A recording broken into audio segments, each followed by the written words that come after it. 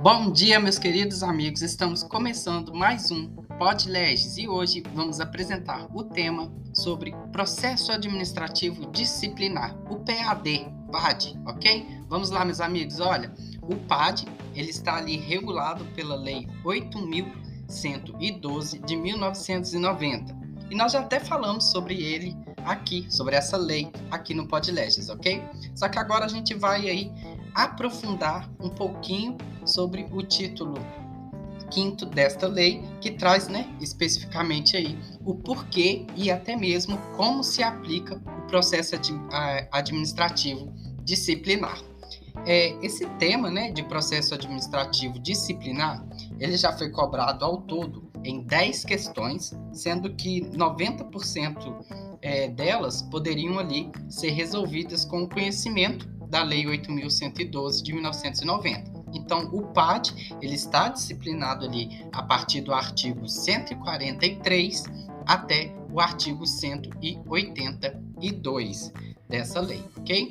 Então, vamos aqui ver o que eles cobraram, o que o exame cobrou.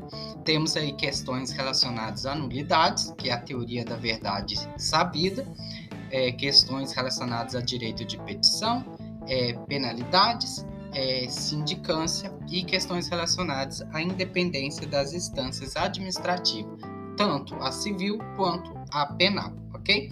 Então, primeiramente aqui no PodLegis de hoje, vamos ver o significado de sindicância, ok?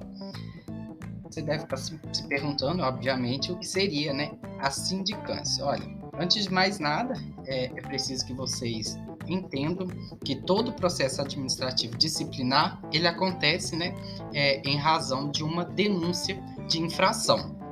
Essa denúncia ela pode levar à abertura de uma sindicância, mas ela não faz ali parte das fases do PAD.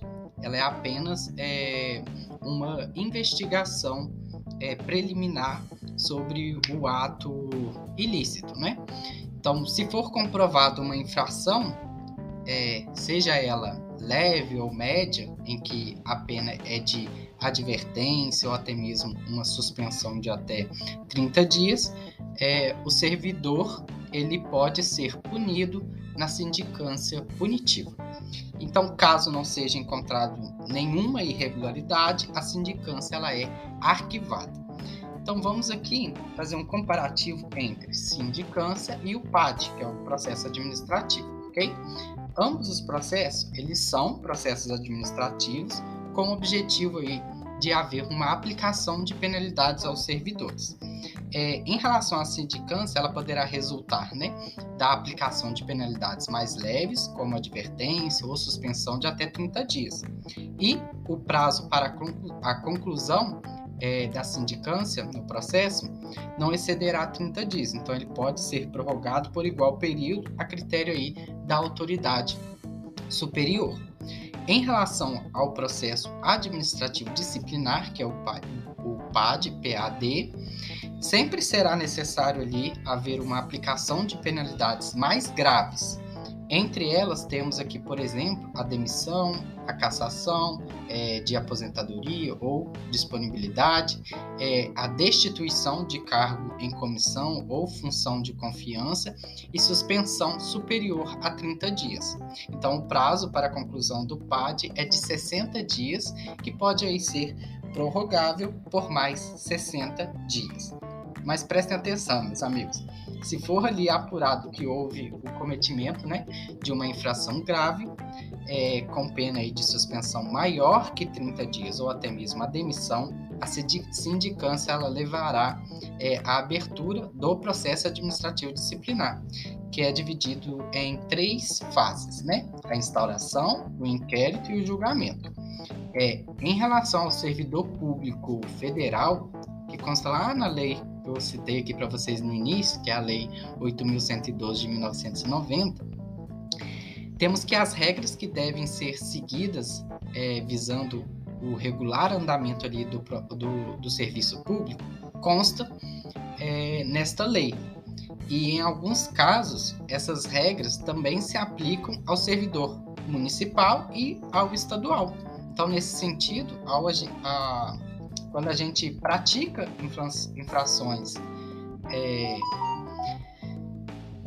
infrações funcionais no desempenho do cargo ou função, seja por ação ou omissão, sempre gera ali a penalidade administrativa, que consta no artigo 124 e 148, tendo a aplicação de sanções disciplinares sempre aos servidores.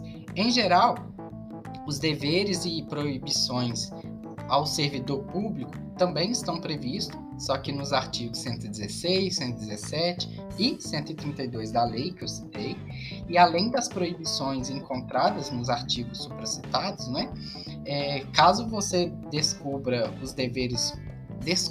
na verdade, mil perdões aqui, caso vocês descumpram, né, os deveres funcionais que estão descritos no artigo 116, é bastante provável que seja ali aberto um processo disciplinar para poder apurar essas determinadas infrações, ok? Meus amigos, existem alguns princípios aplicáveis ao PAD. Então, o primeiro seria ali com a finalidade de promover a responsabilização mediante ao PAD.